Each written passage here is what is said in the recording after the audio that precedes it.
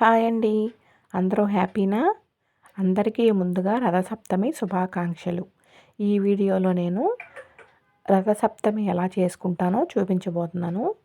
ఈ వీడియో ముందుగా చూసిన వాళ్ళందరూ లైక్ చేయండి, మన ఛానల్ని సబ్స్క్రైబ్ చేయండి. ముందుగా మనం అగ్నిదేవుణ్ణి పూజించుకోవాలి. అంటే స్టవ్ శుభ్రం చేసుకుని గంధము కుంకుమ అలంకరించుకుని పువ్వులు అక్షంతలు వేసి నమస్కరించుకుని ఇలా నా దగ్గర అయితే ఆవు పిడకలు ఉన్నాయండి. అంటే మనం మొన్న సంక్రాంతికి భోగి పిడకలు చేసుకుంటాం కదా, ఆవు పేడ తెచ్చుకుని భోగి మంటలో వేయడానికి ఆవు పిడకల దండ వేస్తాం కదా, ఆ పిడకలు అయితే నేను ఉంచుకుంటాను. ఇలా రథసప్తమికి ఉపయోగించుకుంటాను.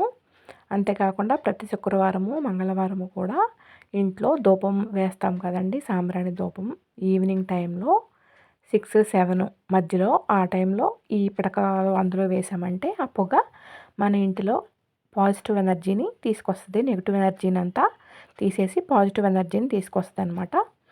అయితే ఆ భోగి పిడకలనే నేను స్టవ్ మీద ఇలా పెట్టుకుని ముందుగా కర్పూరం బిళ్ళతో అగ్నిదేవుణ్ణి ఆవాహన చేసుకుని వెలిగించి ఇలా ఒక ఇత్తడి గిన్నెలో పసుపు రాసి బొట్టు పెట్టి ఆవు పాలు పోసి స్టవ్ వెలిగించుకుని పాలైతే 3 సార్లు అయితే పొంగించుకుంటానండి. పొంగించుకున్న తర్వాత అప్పుడు మనం బియ్యం వేసి మనం బెల్లం వేసి క్షీరాన్నం వండాలన్నమాట సూర్యనారాయణమూర్తికి. ఇలా అయితే ప్రతి సంవత్సరం రథసప్తమికి చేయాలి. ఇప్పుడు పాలు 3 సార్లు పొంగిన తర్వాత మన ఇంట్లో ఎంతమంది ఉంటే అంతమంది కూడా బియ్యం అనేది అందులో వేస్తారనమాట. ఇదిగోండి చూడండి, పాలు ఇలా పొంగినాయి నాకు. ఓం నమో సూర్యనారాయణమూర్తి స్వామిని నమో నమః అనుకుని 3 సార్లు అలా పొంగించుకోవాలన్నమాట. పొంగించుకున్న తర్వాత బియ్యం అయితే వేసుకుని ఇలా తిప్పాలి. అంటే మా పిల్లలు అప్పటికి లేవలేదండి, అందుకని నేను ఇంకా వాళ్ళ పేర్లు చెప్పుకొని ఇంకా నేనే వేసేసాను వాళ్ళ బియ్యం కూడా. ఇందులో గరిటె పెట్టి అయితే తిప్పకూడదు. ఇలా చెరుకు ముక్కలు ఉంటాయి కదండి, చెరుకు గడ కొనుక్కొచ్చుకుని దాంతోనే తిప్పాలన్నమాట.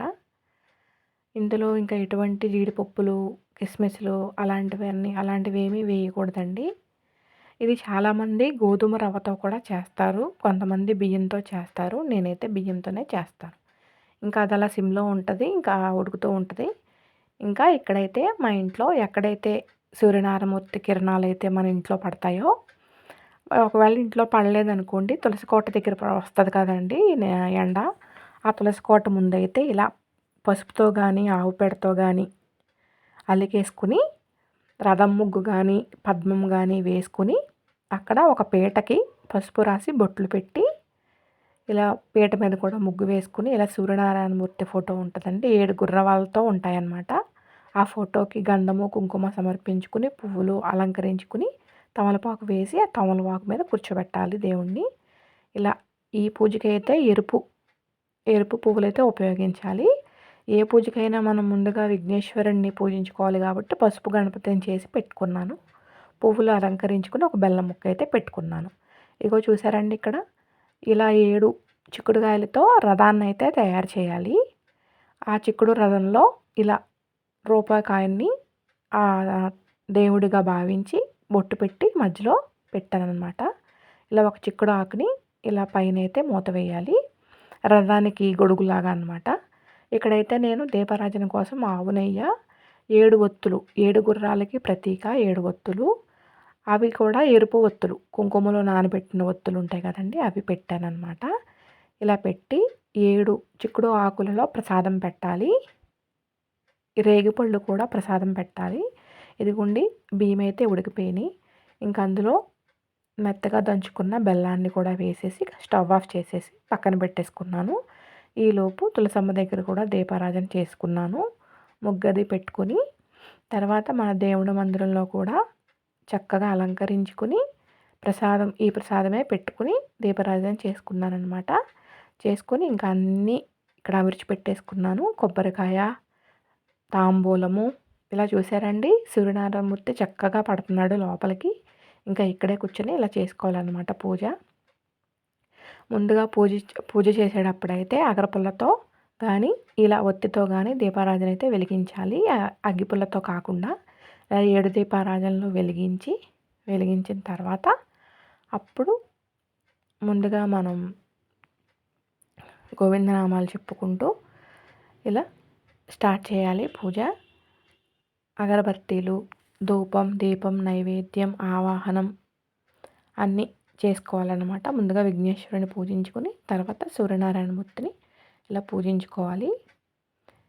ఇక్కడైతే సూర్యనారాయణమూర్తి అష్టోత్తరం ఉంటాయి కదా 108, అవన్నీ చదువుకుని అదంతా పూజ చేసుకోవాలి. లాస్ట్లో కొబ్బరికాయ కొట్టుకుని అప్పుడు హారతి ఇవ్వాలి. నేనైతే ఇక్కడ రేగిపళ్ళు 7 ప్రసాదాలు 7 ఆకులతోటి పెట్టాను ప్రసాదాలు. చెరుకు ముక్కలు కూడా పెట్టాను అనమాట. లాస్ట్లో అయితే ఇలా హారతి ఇచ్చి పూజనైతే ముగించుకోవాలి. ఎక్కువ ఈ పూజకైతే ఎరుపు పువ్వులు, ఎరుపు మనం వేసుకునే చీరలు అవి కూడా ఎరుపులో ఉంటే ఆయనకి చాలా ఇష్టం అండి ఎరుపు అనేది. అందుకనే నేను ఎరుపు చీర కట్టుకున్నాను. ఎరుపు పువ్వులే ఉపయోగించాను. ఎరుపు ఒత్తులు కూడా ఉపయోగించాను. అన్నీ 7టికి సంబంధించినవన్నీ ఉపయోగించాలన్నమాట. తర్వాత ఆర్జ్యం, సూర్యనారాయణమూర్తికి ఆర్జ్యం అనేది చాలా ప్రత్యేకమైనది. మా మేడ మీద అయితే ఆర్జ్యం ఇవ్వడానికి బాగుంటుందని చెప్పి నేను మా వారు అయితే అక్కడ ఆర్జ్యాన్ని సమర్పించేసుకుని ఇంకా కొంచెం అయితే టీ తాగేసి తర్వాత ఇంకా మా తణుకులో ఫేమస్ అయిన సూర్యనారాయణమూర్తి గుడి అండి. తణుకులో బాగా ఫేమస్. ఆ గుడికి అయితే వెళ్ళామన్నమాట. చూడండి ఎక్కడ వరకు ఉందో, రోడ్డు మీద వరకు ఉందండి లైన్. ఇదిగోండి ఇక్కడ గుడి ఉంటుంది. ఇది సూర్యనారాయణమూర్తి దేవాలయము. ఎదురుగుండా ఇంకో హాల్ ఉంటుంది. అక్కడ కళ్యాణం చేస్తారనమాట. అభిషేకాలు జరుగుతున్నాయి మేము వెళ్ళే టైంకి. అదండి మా రథసప్తమి అయితే ఇలా గడిచింది. అంతే.